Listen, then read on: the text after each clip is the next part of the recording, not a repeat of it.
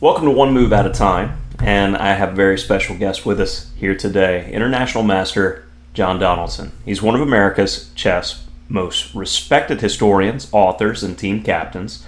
A prolific writer, he's authored and co-authored more than 24 acclaimed texts, including landmark works on Botvinnik.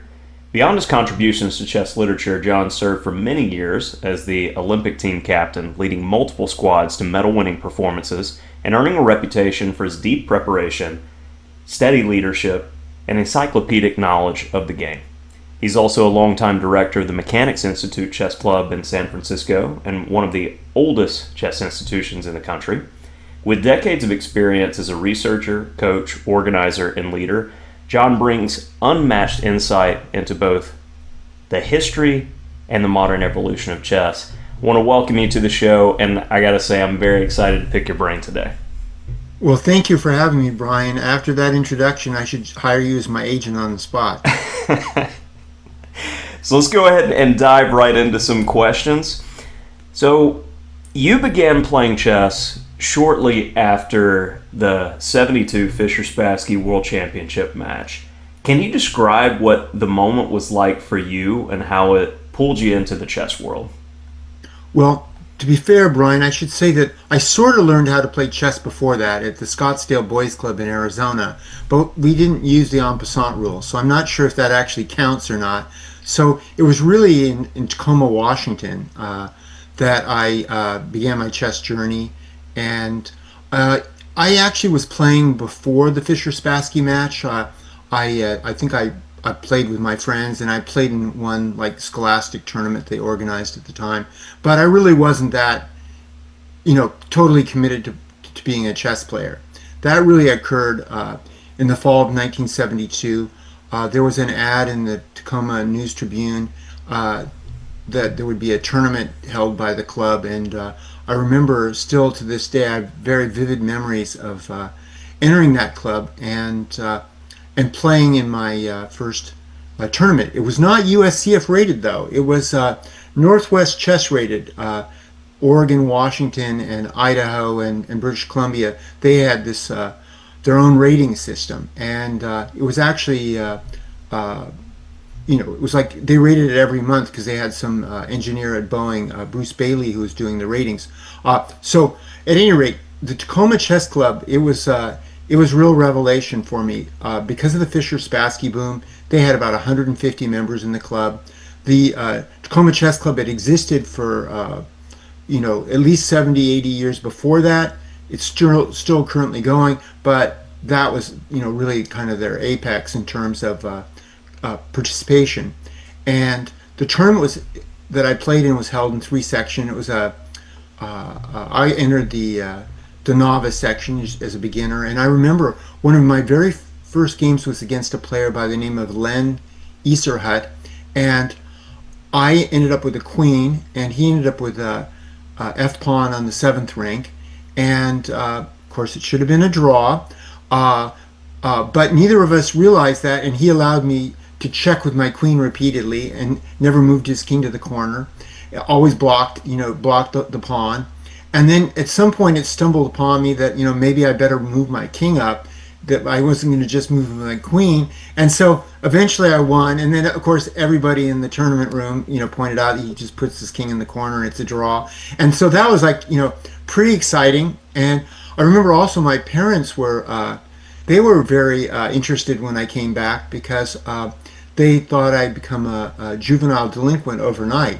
Because back in 1972, one thing that existed in chess that doesn't now, and it's definitely an unqualified positive, is smoking was allowed.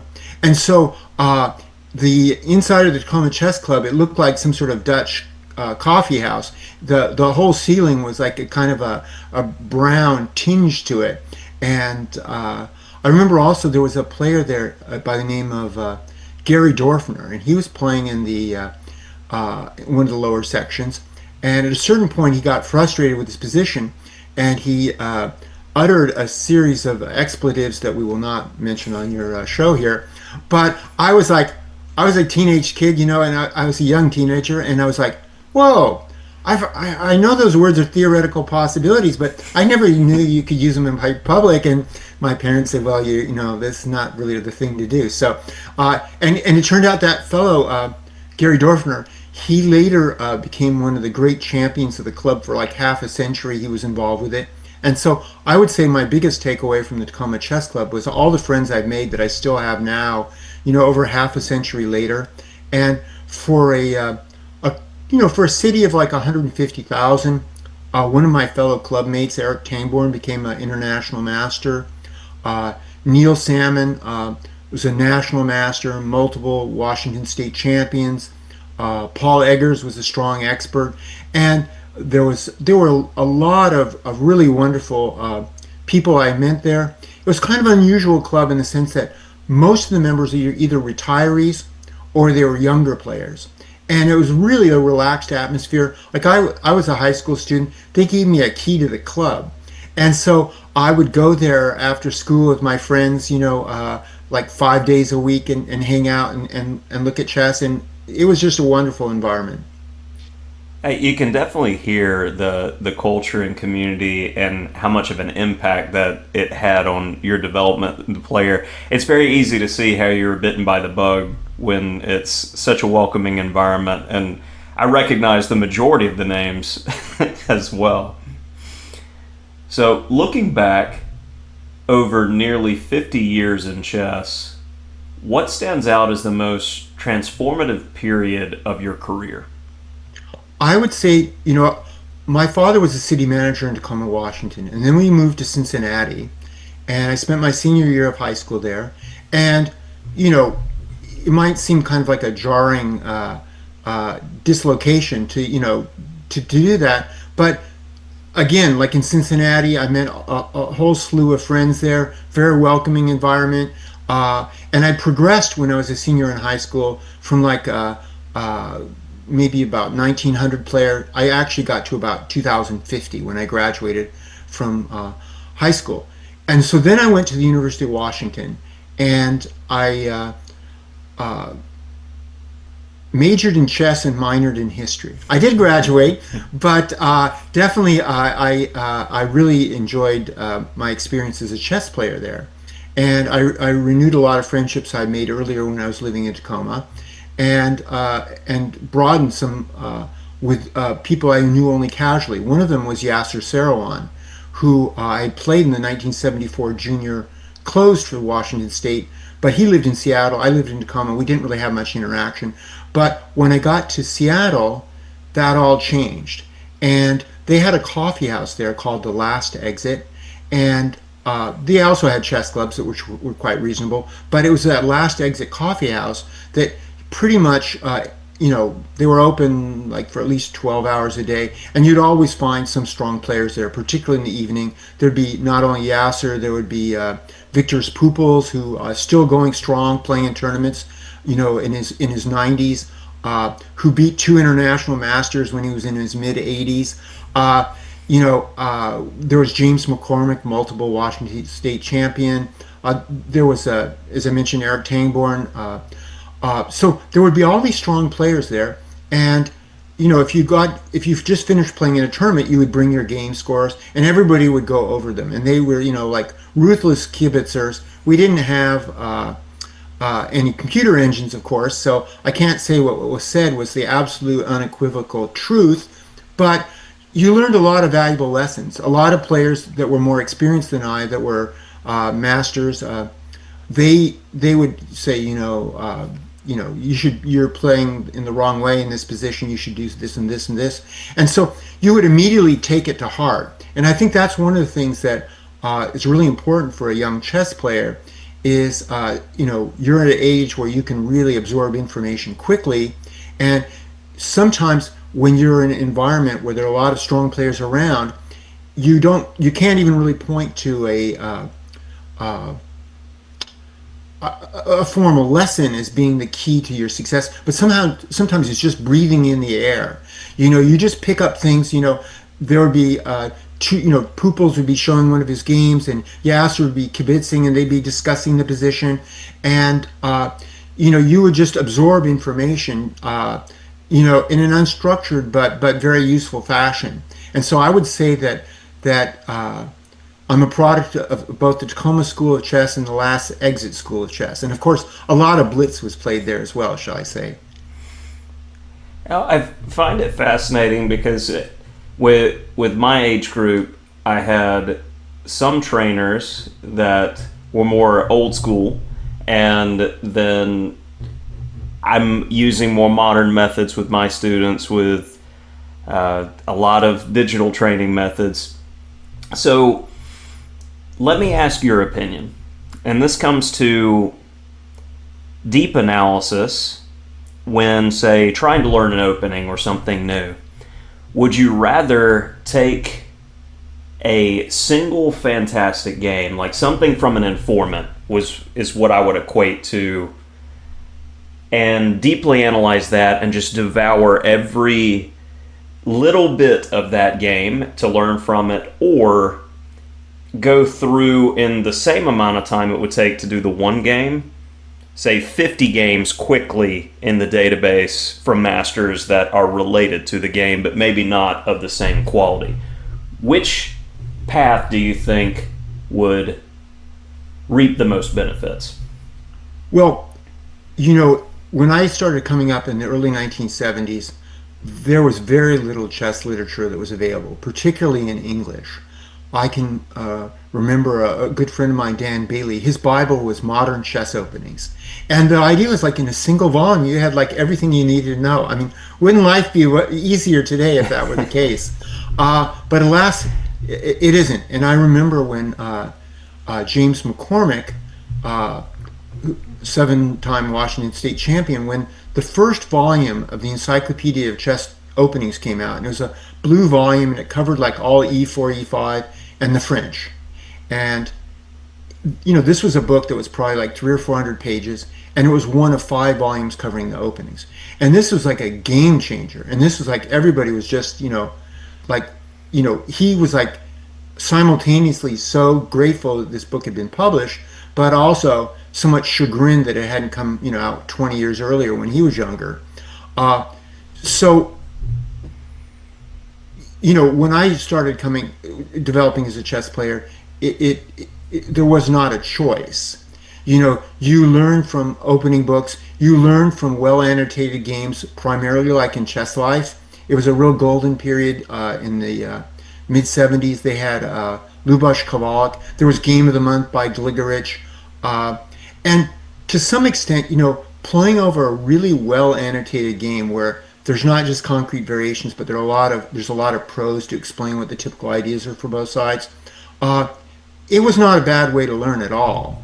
And I remember another thing I did is I would have like these opening notebooks that I would make, and I patterned them after ones I'd seen that had been done by Margot Pedersen. He's an Icelandic grandmaster, and also Bruce Harper. He's a FIDE master from British Columbia, and they would make their own opening notebooks, if you will, and they would basically copy down the relevant games. They would make some commentary to them, or take the commentary what they thought was most relevant. They would also paste in like annotations, sort of making their own book, if you would, of the opening. So I think that by writing down the lines and by kind of having a hands-on feel, in some ways that helped kind of to retain the material. But of course, it was a slow process. And this process, even into the mid-1980s, it was still very much the norm.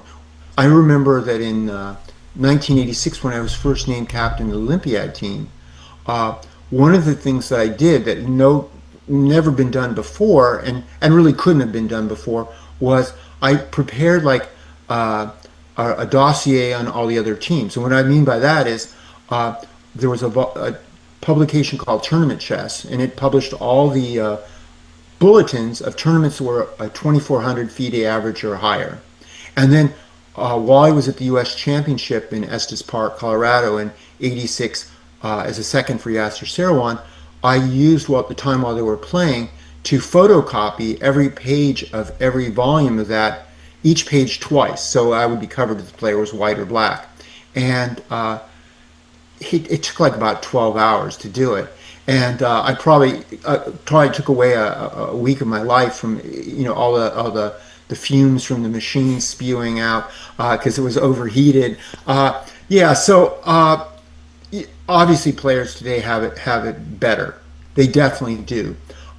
You see all these chessable courses, and it's reflected also in the fact that players of all ages, but particularly youngsters, you see one that's like 1700, and let's say you're a USCF master and you're like 2300, or even higher.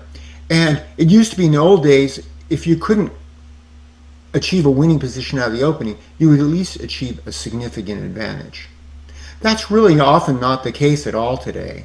The young players, they know their openings really well, and if the stronger player is going to show his higher rating, it's going to have to usually come in like his better middle game understanding or his in game skills in particular. So it's a totally different world. I think though that there's still a real value in playing over well annotated games in the opening that you play, because there's you use a chessable course, you're traveling on the highway, but at some point you're going to take a side road, and there's going to be some deviation from the main line, and it's important for you to understand, like, what are the typical plans for your side, where do your pieces usually go, what are you aiming for, what is your opponent trying to achieve. So I think that well annotated games still have their place. The problem today, of course, is it isn't quite as easy to find them as it was in the past, because there's a lot fewer magazines, but they're still new in chess, and there's still Chess Life. And with Chess Life, even if you've only recently started out, all the back issues are online, and there's PGNs, for the relevant issues. So there's like a lot of huge tools. But I would say, use all your electronic tools you have today, but also make an effort to try to really understand the openings. To really and one way you can test yourself is just trying to explain it to a friend. You sort of use the Richard Feynman method, and find a player that that's a friend, maybe a couple hundred points below you, and if you can kind of break it down and simply explain it to it, you probably have a real mastery of the system. So, with your playing career, you earned the National Master title in 77 and the Senior Master title in 79, International Master title in 83. So, it stuck out to me. How many years did it take you to go from Peace Movement to National Master, and what aspects of, say, your training or style helped you climb so quickly? Well, quickly is a relative term. I mean, in a day and age when players, have achieved the Grandmaster title in preteen, I wouldn't call myself exactly a prodigy, and I never played, for example, in the U.S. Junior Closed. I was probably like maybe a dozen places from earning a spot in that select competition. But I started off, my first USCF rating was in April of 1973, and I was rated like 1243 provisionally. And because of that Northwest Chess rating system, most of the events were played on that, and not necessarily all of them on USCF. It's kind of led to a little bit of a rating disconnect. So I remember playing in the Oregon Open, and it was in 1974, and I was like USCF, maybe I was 1500, and I went to 1800 in one tournament. But that was partly because I was already like a Class A player Northwest. So you know I although that was a really good tournament for me, I would say it was more a question of like kind of steady progress.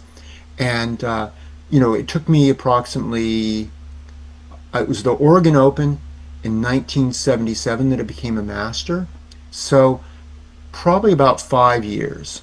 And I remember that Oregon Open well because the last day I played Victor's Pooples in the morning, and it was from like 9 o'clock till like 4:30, and then the game was adjourned. Oh no, I won. Actually, I did win that game. I had another long adjournment win once. Then at 5 o'clock, after a half an hour break, I played Dennis Waterman. And it was one of those situations where I was leading the tournament by half a point. So he desperately needed to win. He was a strong organ master. He at one point he was 2400 USCF and a much better poker player. And so I that game it was a rook end game with pawns on one side of the board. I was a pawn down, and I hung on for a draw, and the game ended at like 2 in the morning.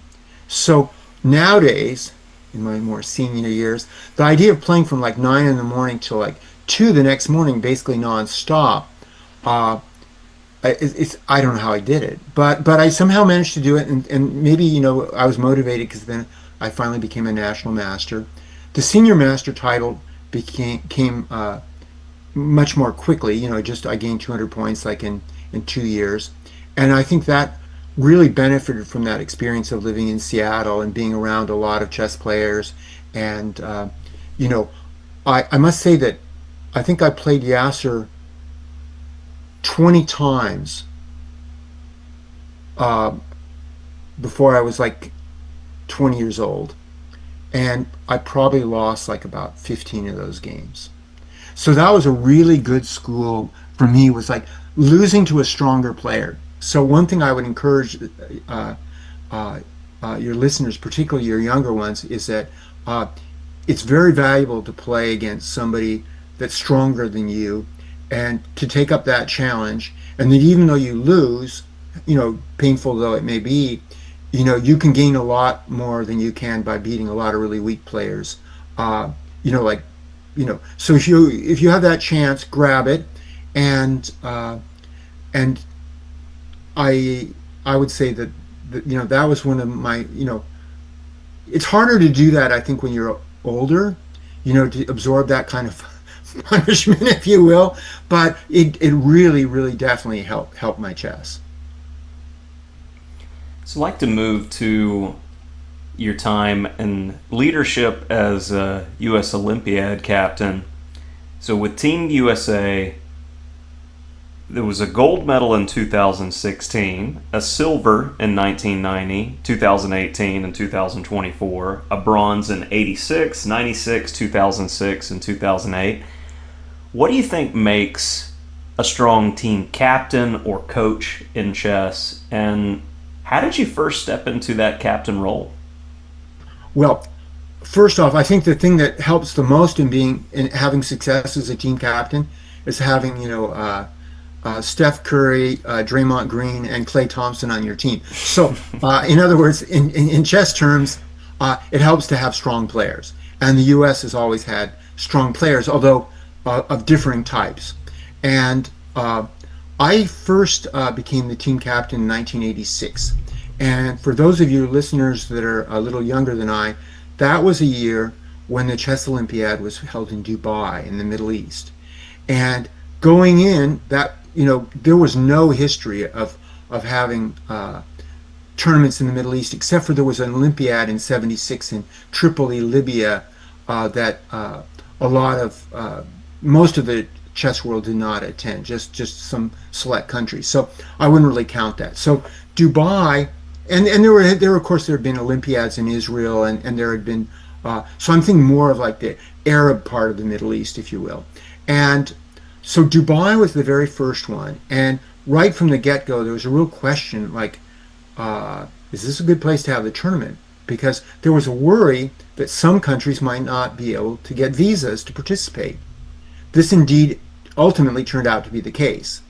And so although the Israeli delegate, uh, Israeli Israel Gelfer was his name, he had convinced the U.S. Chess Federation that Israel would be allowed to participate. I guess he'd gotten some guarantees, but it became apparent like some months before that this would not be the case. So to make a long story short, what happened was that a number of American players, including Joel Benjamin and Lev Albert, they declined, and they just felt that if every country can't participate, then no country should participate.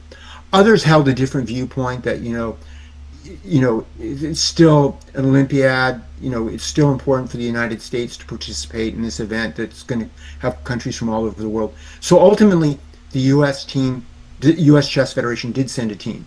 So how did I figure into this? Well, at that point, I was rated about 25th in the United States. This is before the many newcomers came to the country in the early 90s from the former Soviet Union. And a number of players had been declining their invitations. So I was at the Estes Park, as I mentioned, that U.S. Championship in 1986. And one night, Lubos Kovalik and Yasser Seirawan invited me for a dinner. And during the dinner, Lubos asked me, would you be interested in going to the Olympiad? And I kind of turned bright red because the thought was, geez, the United States, I'm being asked to represent my country. This is a great honor. I don't know if I'm up to it. And then Lubos instantly said, oh no, don't worry, we're not asking you to play. And so what had happened was I had sort of thought, well, gosh, they're really going to the bottom of the barrel and asking me to play on the team. But enough players above me accepted that it was, we could actually field a reputable team. And so they asked me if I'd like to be team captain. And the way the team captain has been chosen then and since is that the U.S. Chess Federation, unlike a lot of other federations in the world, does not use a committee to choose their team. They use a mathematical rating formula, which is based on your USCF rating, your FIDE rating, and a combination of the two ratings over a period of 12 months. So you get your current USCF and FIDE, and then this average, and then they mix them all together, and then you have this formula, and then they select the team. And once the team's selected, the team selects who the captain will be. And also today, they also choose who the coach will be. And so that was the start of my career as a captain. And it's led to some of my most wonderful experiences in my chess life.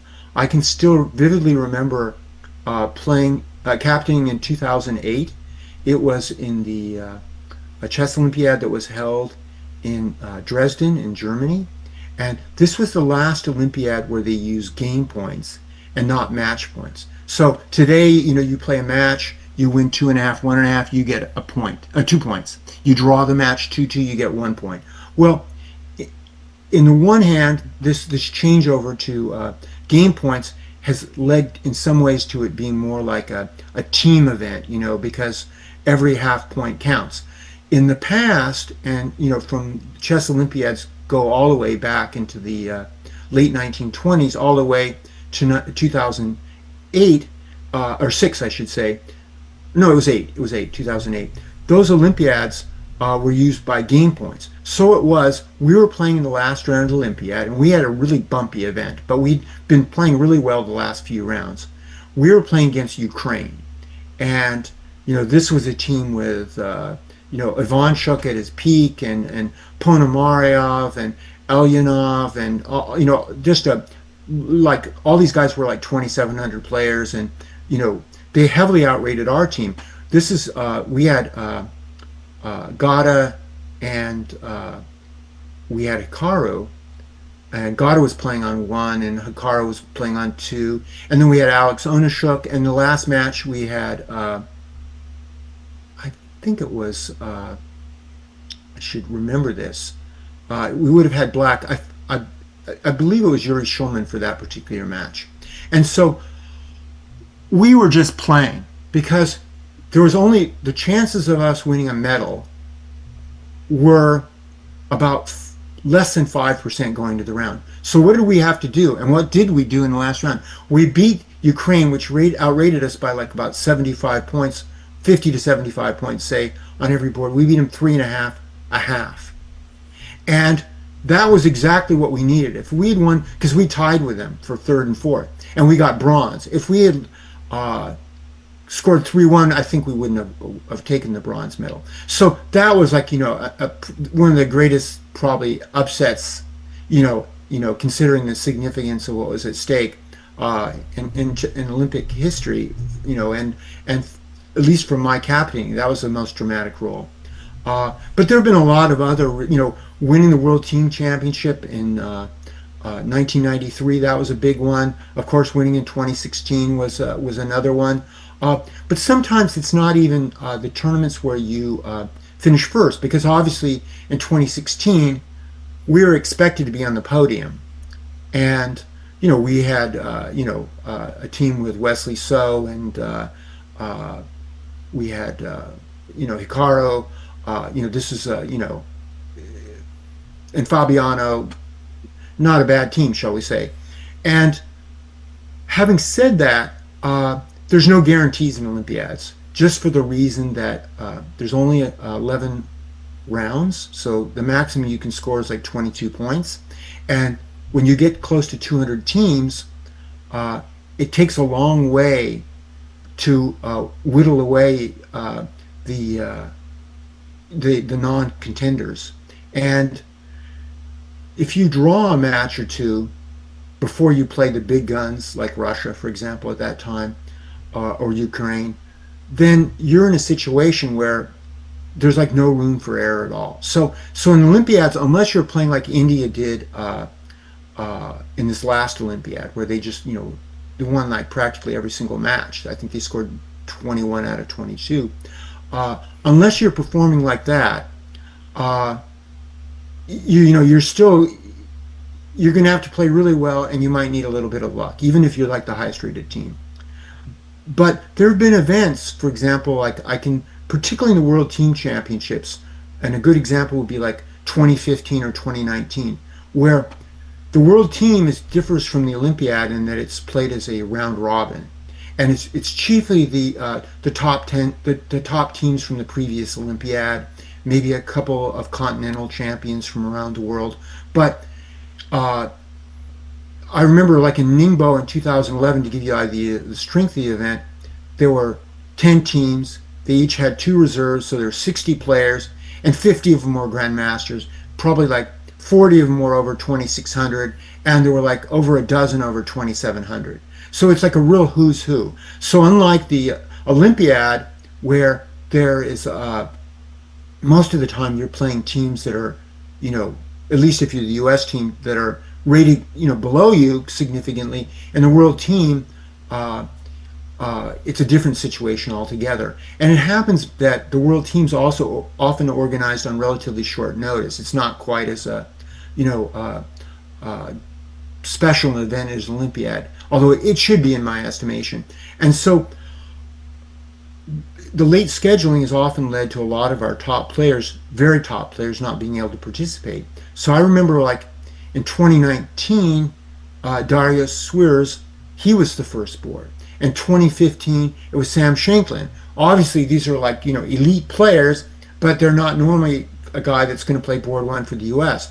And correspondingly, the support for both those teams was not as high as rated as usually would be the case for the Olympiad. So both those teams were rated, in the second half of the field. Maybe in 2015 we might have been rated like 9th, and yet both those teams finished tied for 4th and almost medaled. So you get a lot of satisfaction from everybody on the team, all winning like 15, 20 ELO points and substantially overperforming, in much the way that I would say that the 1997 U.S. World Team representative, we finished second to Russia, but in some ways we actually played better than we did in 1993. It's just the Russian team was at full strength and played really well. That's awesome. Just getting the historical context and with all of the events and so many great players. And I remembered seeing Sweerts having such an amazing performance in that event as well. He definitely had a 2,700 plus performance. I think it makes a difference too when those players that typically aren't going to be first on the list to have an opportunity. I feel like it lights a fire underneath you, and you're going to work that much harder to have an amazing result in an event like that. Yeah, it definitely shows that if you get that opportunity, I mean, also Sam Sevion played really well in that tournament for the U.S. He won like I think a gold medal on his board, and Alex Linderman played really well. And so what you realize is that uh, you know those guys, if they lived in another country, they'd been played board one for those Olympiad teams. So they're really really strong players. They just need the chance, the opportunity, and if so, and also. Both those teams had, as all U.S. teams, had really good internal chemistry. They had really good coaches for them, and they just really meshed well together. So many players have praised you as having a steadying presence. So this makes me question leadership and coaching philosophy, and this is more for the perspective of aspiring coaches. What advice would you give them? Because clearly you're doing something right. Well, of course, the situation with the Olympiad's a little bit different, but I would say the number one thing that you should share with the people you're going to coach and with their parents is that ultimately, if that player, I mean, I would say two things. One real truism that Botvinnik said is that if you really want to get good at chess, you have to love the game. Okay? So, and I don't think that can come from outside. I think it has to come from within. Sort of an organic process. The player starts playing chess, and if they enjoy it, there's already that kernel of success right there. If they don't enjoy it, I don't think it should be forced on them, and I don't think that it's gonna work. Okay? I don't know what the USCF has, a little over 100,000 members. Yet there's maybe 35 million people in the US that play chess or more, maybe casually. But the point is that tournament chess is not for everybody. It's a serious endeavor. And,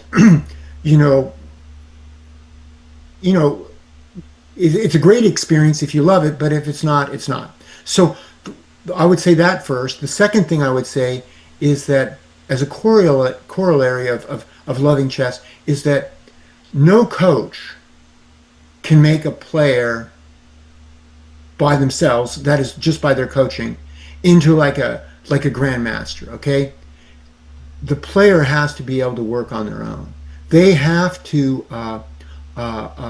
enjoy working on chess by themselves or with their friends. The coach can play a really critical role. He can, give them pointers along the way that will save them huge amounts of time. He can steer them from, away from going in the wrong direction. But at the end of the day, the player has to work on their own game. There's just so much in chess. There's only, unless you had a coach, like 8 hours a day, every day, the player is going to have to be willing to do the work. So I think that the coach has a huge role in the player's development, but at the end of it, the player has to enjoy studying, and that capacity for work is really, really, really critical. And I'll give you like just one example.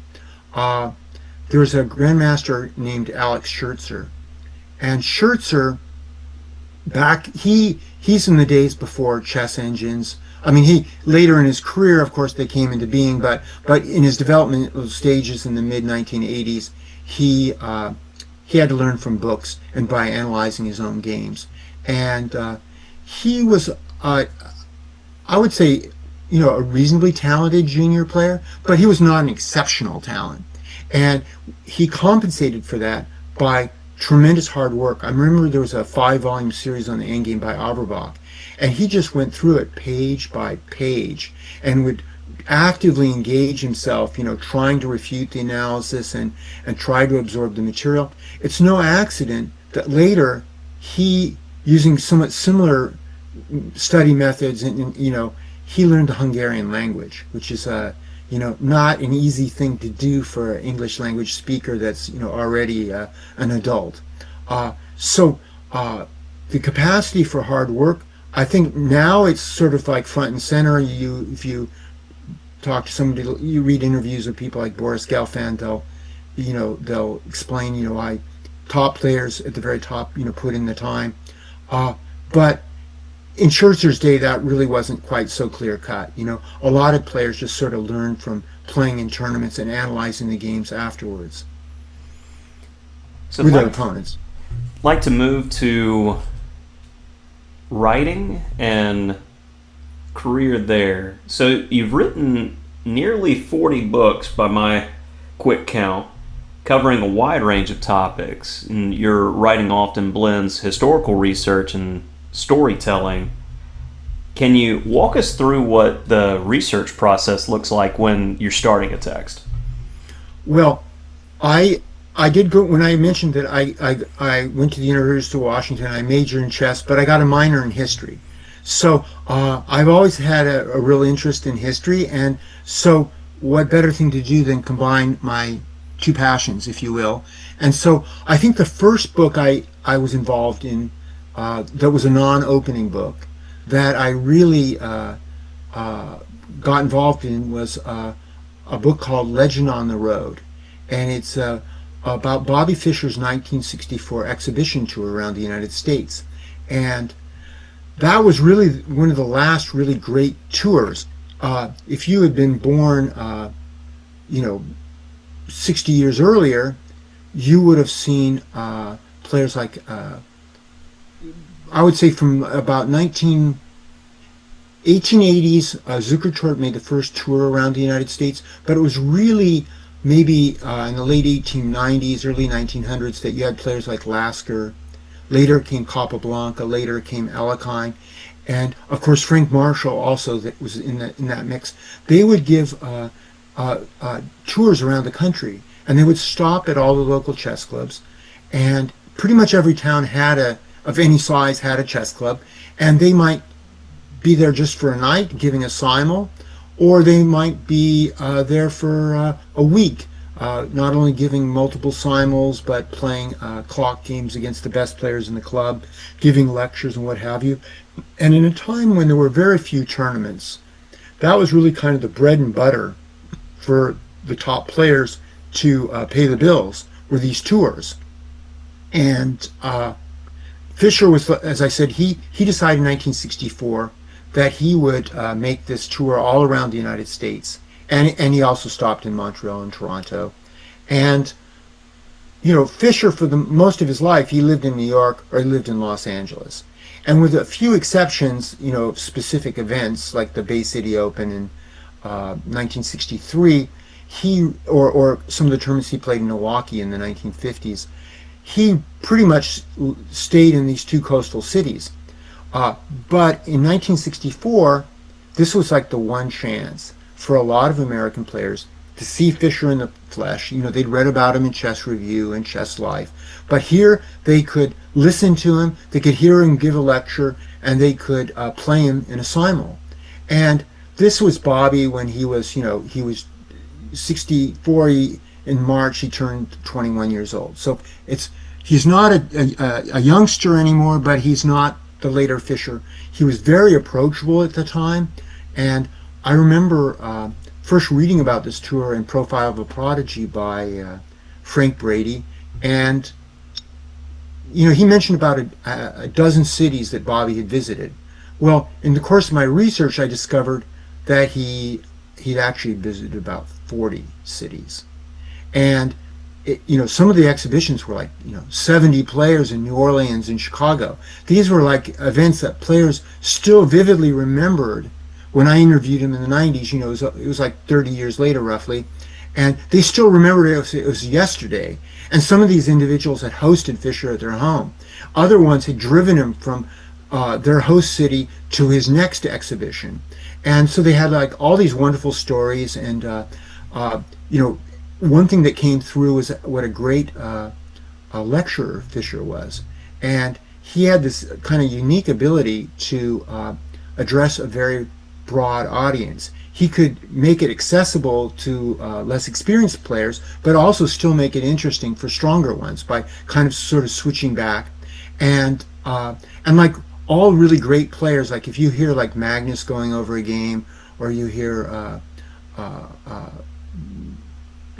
Garry Kasparov, for example, when they go over a game, it's like just a real pleasure. You just really, you just, you hang on every word and you learn things that you didn't know before. Sometimes there are things that seem sort of relatively obvious in retrospect, but by hearing them articulated, it kind of sticks in your mind in a way that you didn't register before. And so I remember going to the Library of Congress in Washington, D.C., and going through all the microfiche, going through all these newspapers. Of course, today you could do it all online from your home, but in those days you had to physically go to places. And so I remember going to the John G. White collection at the Cleveland Public Library, the world's largest collection of chess literature, and just going through all the regional magazines and trying to piece things together there. And so it was a lot of fun doing that, and it was productive. Not only did I increase the number of cities that he'd document that he'd actually been to 40 cities, but when I started out in the early 90s, maybe there were like 24 games that had been preserved from those simul's, but now I've got maybe like over 200 games. And you might think, well, simul games, they're pretty, it's like the good, the bad, and the ugly, if you will, and with emphasis on the latter two.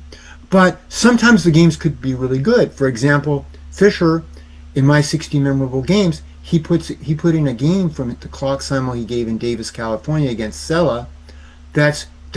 He liked the game. It's a great Evans Gambit, and it's in the book, and in the Bible of Bobby Fischer, if you will. And well, if you look in ChessBase and you look for a game that Fischer played the Evans Gambit in a tournament, you won't find any, because he didn't. So you have to look to the Simul Tour, where he played the Evans Gambit a lot, to get some idea of what he intended to do against various black setups.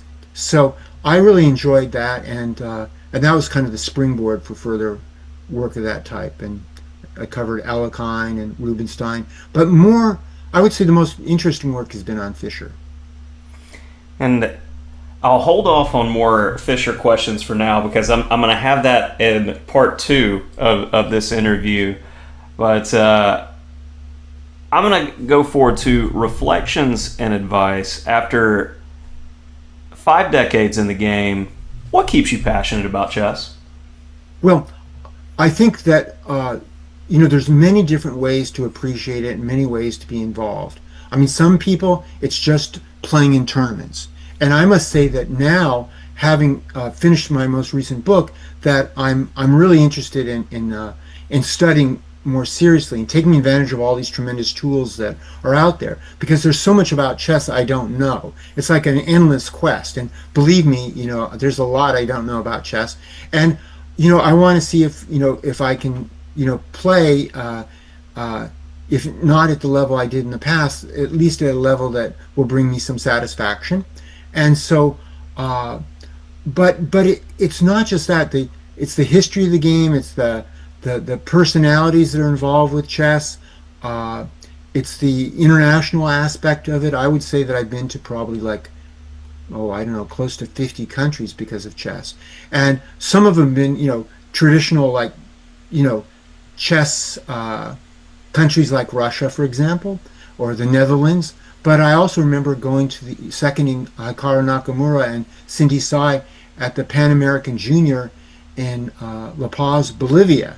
So chess, gets you. I've been to Georgia, Armenia, and Azerbaijan, and I suspect strongly that if I were not a chess player, I'd never have gotten to those countries. And I found them fascinating and really enjoyed the experience. Chess has much to offer. I think many of my longest friends, going back over half a century, are ones that I met through chess. What advice would you give to players who want to improve but feel stuck in their progression? I would. One tricky thing is how you measure your progress. Okay, so I would say that for older players, there's always the possibility to improve their understanding of the game. No question about it. there's so many tools out there now that weren't available when they were developing, that they can definitely improve their understanding of the game. Now, improving the understanding of the game and improving their practical results, those are not necessarily the same thing. And of course, if they're going to play in tournaments and they want to do better, then you know, solving tactics, solving end game studies, doing calculation drills, you know, are all really essential, because that's the skill that probably deteriorates calculating that deteriorates the most with age. Uh, the problem is that even if they do all those things, and they're maybe even playing better, objectively better chess than they did 30 years ago, their rating might decline because of the fact that all of a sudden, one of the byproducts of COVID was a trend that was probably under the surface, but then really intensified after that, is you had all these junior players that were just tremendously underrated, and that tactically were really sharp, could be 500, 600 points better at tactics than their rating. Now, you would think over time that gradually that would work its way through the system, that you wouldn't have these young players that were so grossly underrated. But I'm not sure that I think it's going to take a long time, if ever, that process is finally realized. I think that one thing that could potentially be done, I'm sure that the USCF rating committee, they have guys with PhDs in mathematics from Ivy League schools and stuff. They definitely have the brain power, is how finding a way to deal with this. I remember back in the 19. I mean, the problem of rating inflation and deflation has always been in the USCF. They've always had to kind of tinker around the edges. But this is a more special situation than the past. But one thing they did in the past is they had a mechanism where if a player performed exceptionally well, let's say you drew with somebody, they were rated 500 points below you, and they performed 800 points above their rating, you would receive back a very small amount to reflect their performance in that tournament. Not something that would lead to every player in the country be rated 3,000 in a week, but something just meaningful, but a small amount. And it wouldn't be charity; it would be just based on the objective reality that this player had was significantly underrated. So I'm not on top of all the changes like that, but I'm sure that if they haven't already started to consider something like that, they will be soon, because the other thing for older players I can say is that I remember I've taught very little in my life, but I've taught chess from time to time, and I had a student in the early 2000s that went from 1200 to 1800, and principally they came from an athletic background. They were a real competitor, and they were a real hard worker. And then one day they went and they played in a game 45 where all the players were under 12, and they were back to being a class B player very quickly, shall we say. They lost 100 points one day. So that's the thing. I would say that there are a lot of adult only tournaments and senior tournaments. So it kind of depends on the player, how seriously they're taking things. But in all honesty, if you're a player who's rated 1600 and you're 60 years old and you've never been rated higher than 1600, if you're just playing in regular open tournaments, I think no matter how hard you work, it's going to be really hard to move the needle. So if you played more senior tournaments and just adults only, players over 21, you could, I think, have better chances. Okay. Having said that, one of the great things about chess is that players of all ages get to compete against each other. Even this goes all the way back to Bobby Fischer when he played in the U.S. Amateur in 1956 in Asbury Park. He played a guy, Samuel Sklarov from Philadelphia, and Fischer was 13 and Sklarov was, I mean, it's hard to say nowadays, but like at least 60, if not 70. And they were very, there were so few junior players in those days that when you got mismatches like that, the photographer was always around to take a photo of it and make its way into a chess magazine. But I don't mean to sound negative, but I also want to be realistic in offering advice about how what's possible for older players and their sort of improvement. It's interesting in a country like Germany, they have like a whole senior, in Switzerland, they have whole senior circuits where senior players can play in events like literally like every weekend practically, and they're organized, like one game a day, sometimes in the summer, and the rounds held in the morning. None of those like 8 o'clock starting times for senior citizens. But those are countries that are much smaller, much more centralized. But usually, even in the U.S. now, you see a lot more of those events, if they're maybe a little harder to find. And for your books and current projects that you have and recent releases, where can listeners find your books, and which title would you recommend as a perfect starting point for someone new to your work? Okay, well, the first thing is I have not written a lot of instructional works. In fact, you could say I've written none. Okay, my dear friend, the late Jeremy Silman, he was like, for players from 1200 to 2200, he was like the master of the field. I should say that most chess books are printed in editions of 1 to 2000. And even New in Chess and, under the quality chess, everyman chess, all those ones, a lot of their books, they're printed in that like 1 or 2,000 copies. And then maybe one out of every 10 or 20 books will be like a great seller and they'll reprint it. And then maybe one out of like 50 or 100 will go through multiple reprintings. But typical chess book, if you sell 2,000, you've done great, okay? And that could be on an opening book, it could be on a middle game book. Now, beginner books are a little bit different situation, because you've got a non-tournament chess player audience that buys those books, and I can't really speak to those. And Jeremy Silman didn't really write books aimed at that audience. That's more somebody like Bruce Pandolfini, for example, or in the past Fred Reinfeldt or Irving Chernev.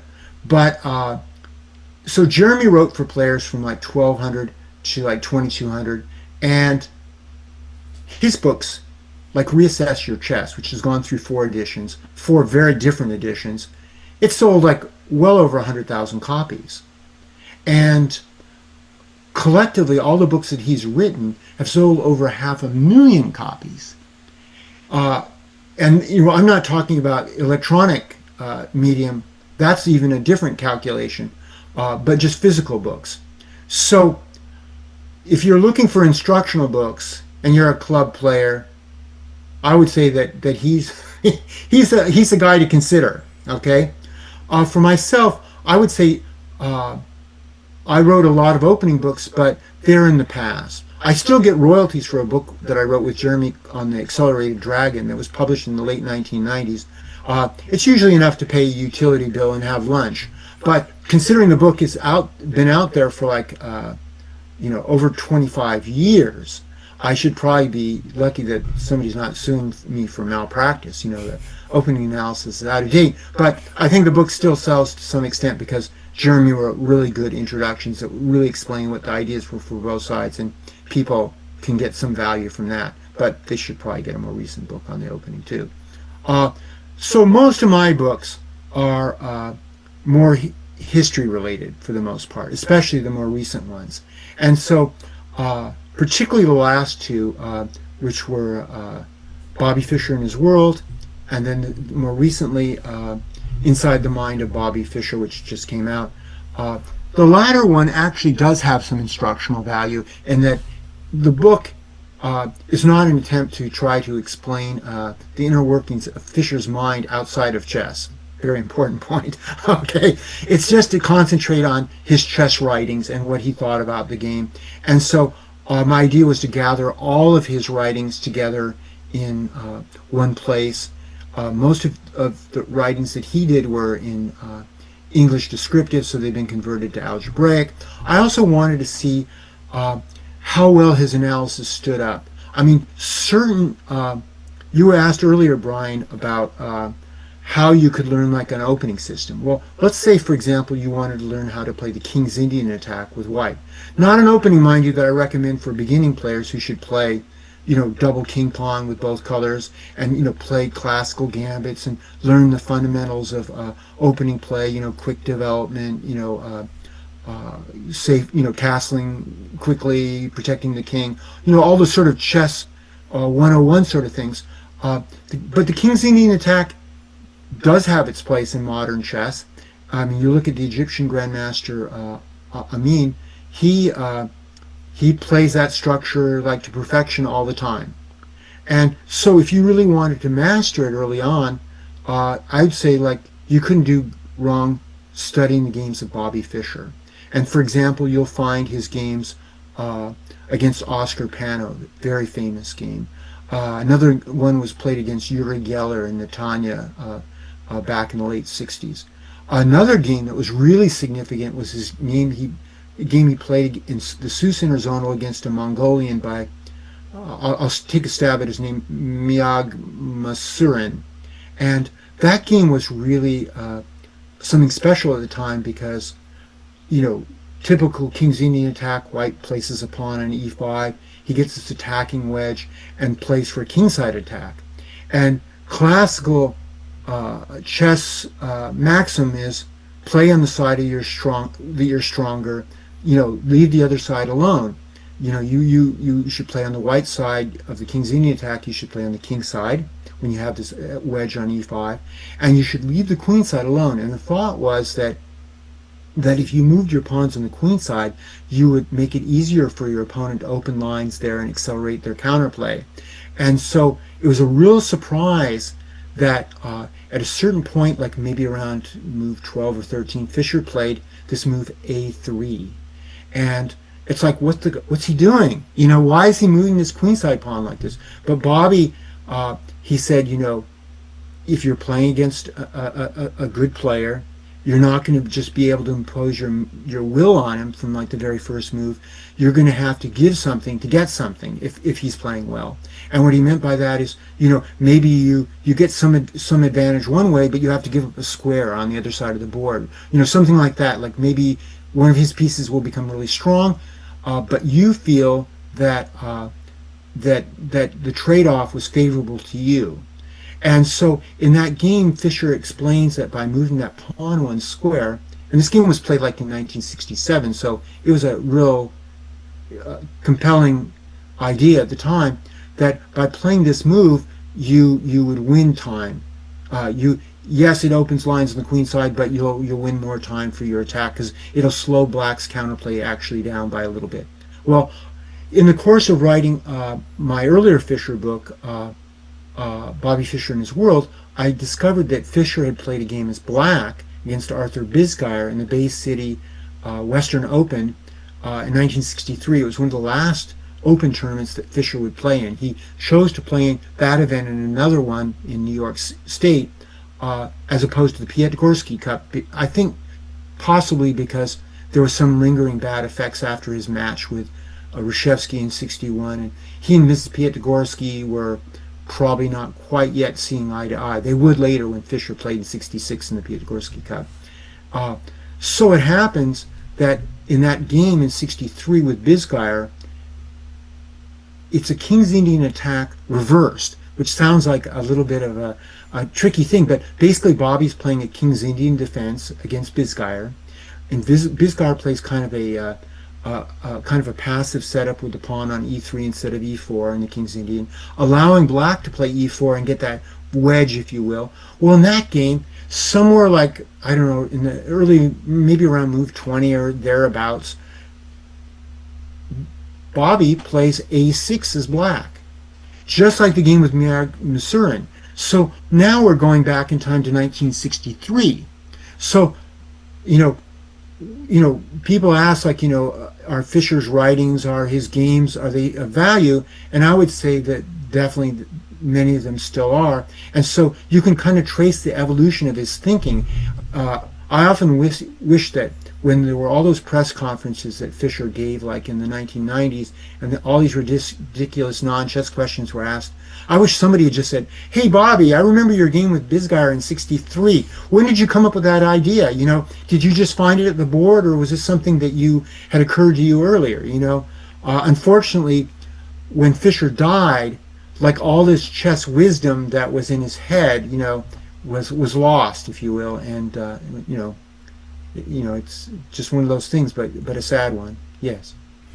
I got to say too, after going through both Bobby Fischer and his world, if my green screen will hold up, as well as your most recent text, Inside the Mind, one of the first endgame books I recommend to my students is Silman's Complete Endgame Course, not just for the quality of the content, the way it's laid out. It's an amazing text, but I love the presentation style, the larger text, the plentiful use of diagrams, a lot more explanations. So regardless of your strength as a chess player, it makes it quite accessible.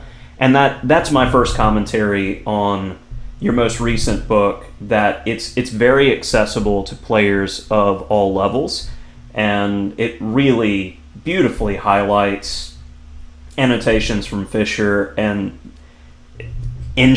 modern engine peppered in as well. So as we close out the first interview, I've got to compliment you on your books and recommend for our viewers to check them out, and I'll have links below down in the description of where you can find those texts. And join us for our next interview as we go more in depth into Bobby Fischer.